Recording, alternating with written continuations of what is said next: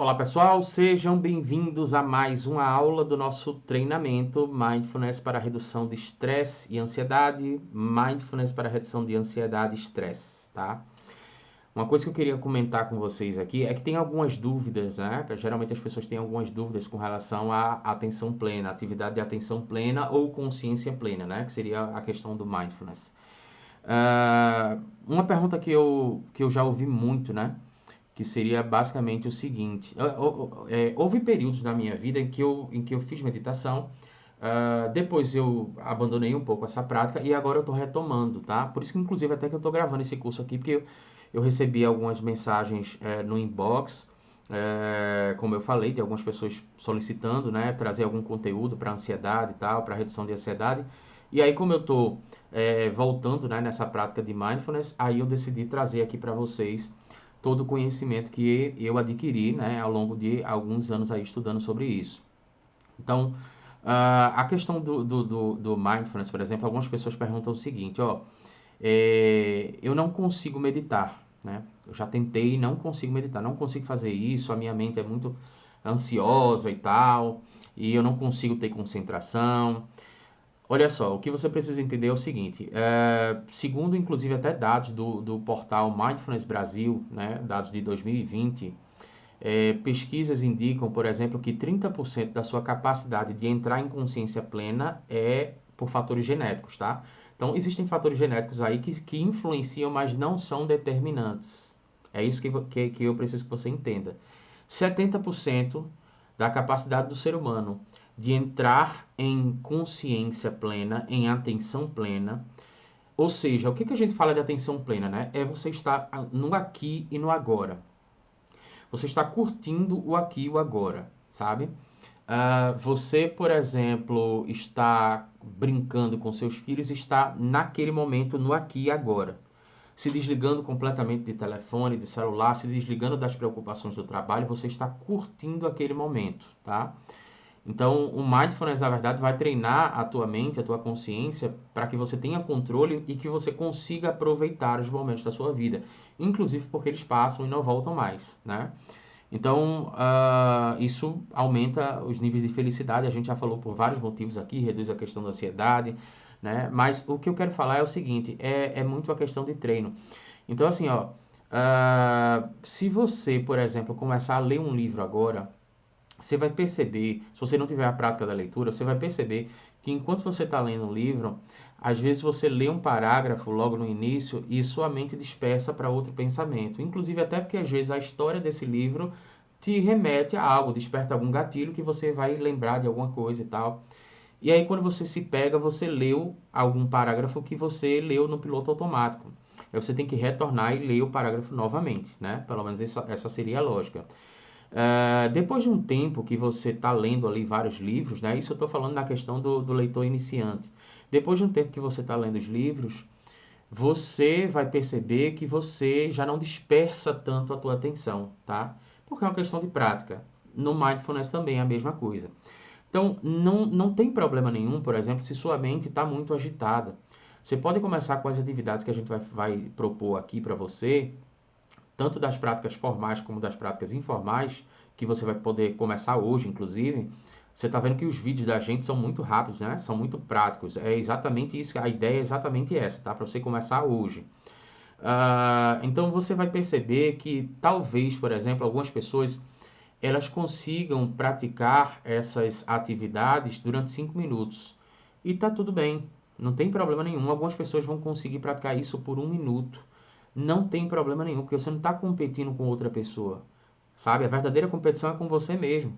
Então, hoje você consegue 1 minuto, nesta semana você vai conseguir fazer 1 minuto todo dia de meditação, não tem problema, porque na próxima semana você já vai perceber que automaticamente você já vai conseguir 2 minutos, 3 minutos, 4 minutos. Em pouco tempo você está começando a meditar durante 10 minutos, principalmente se a gente vai falando sobre práticas informais.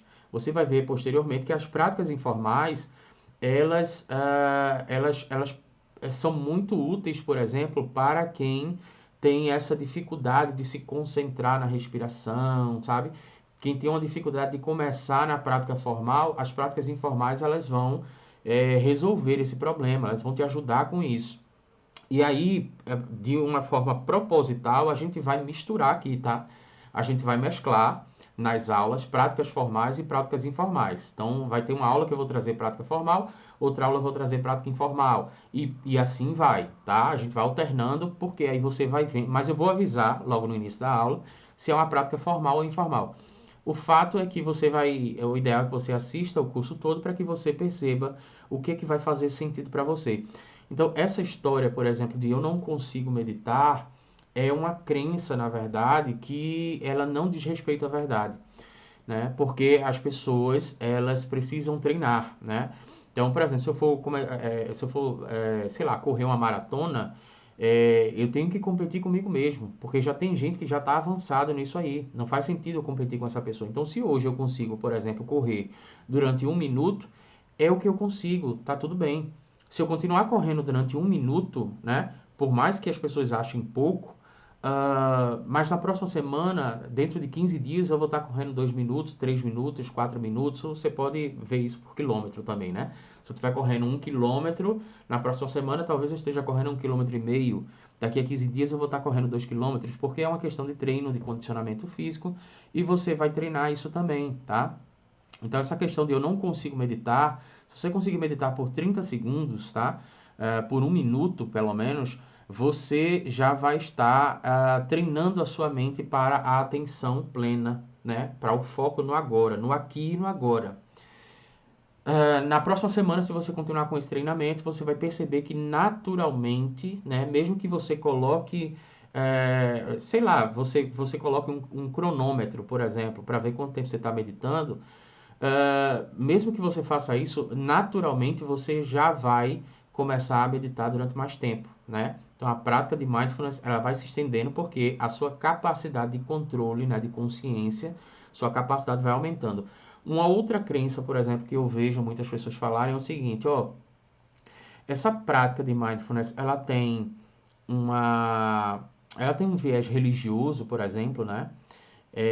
A gente tem aí várias religiões, né, como a questão do budismo, religiões orientais, que praticam muito essa questão de meditação. Mas o mindfulness, na verdade, é uma prática que ela é laica nesse sentido, tá? Então, ela não tem nenhum viés religioso, né? Ela não tem nenhuma perspectiva, por exemplo, de tornar você um zen, né? Como o budismo chama, né? De você alcançar determinados níveis de consciência transcendental. Não é sobre isso. A questão aqui é que é uma meditação que ela não tem a ver com absolutamente nenhuma religião, então todo mundo pode praticar isso, né? Porque algumas pessoas de determinadas religiões não se sentem confortáveis por causa daquela questão que a gente falou na aula passada, inclusive, né? O marketing que o Dan Harris fala da meditação é um marketing muitas vezes negativo para algumas pessoas porque acham que não vão ter tempo para meditar, porque acham que a religião não vai permitir, algumas coisas nesse sentido. Então, o Mindfulness, na verdade, é uma ferramenta que está sendo cada vez mais utilizada em psicoterapias, né? Principalmente o pessoal da TCC, né? Da terapia cognitivo comportamental, mas eu vejo que isso está se ampliando para outras abordagens, outras bases epistemológicas. Então, acredito que cada vez mais, né? As várias correntes, né, de psicoterapias vão utilizar a questão do mindfulness porque cada vez mais a neurociência, né, os exames de ressonância magnética funcional mostram que a partir do princípio da neuroplasticidade as pessoas transformam seus cérebros, né?